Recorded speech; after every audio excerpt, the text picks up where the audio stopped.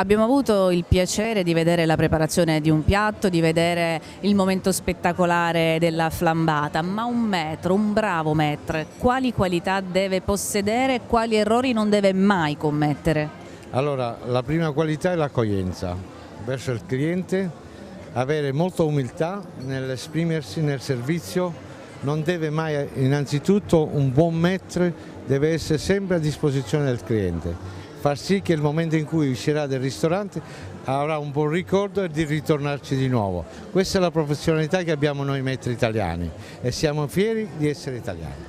L'errore invece che nota più comunemente e che invece non si dovrebbe mai commettere. Allora, l'errore più grave che un maître potrebbe fare in sala è quello di essere molto rude con il cliente, naturalmente porgersi in maniera non gentile. Quella è la cosa più sgradevole che un cliente possa, oppure un maître che durante il servizio dà dei mali sguardi al cameriere o magari affronta un discorso col cameriere ad alta voce.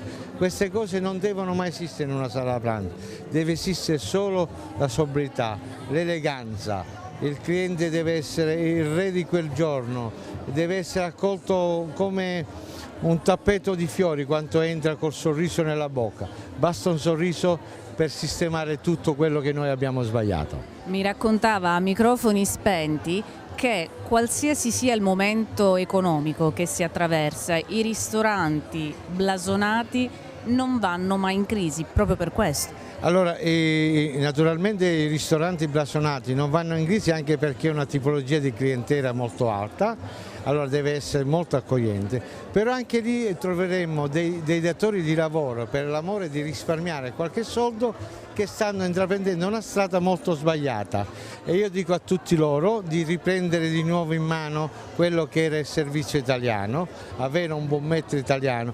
Non voglio criminalizzare gli altri nazioni, ma noi siamo stati il fiore all'occhiello del servizio di ristorazione e mi auguro che sarà così per sempre.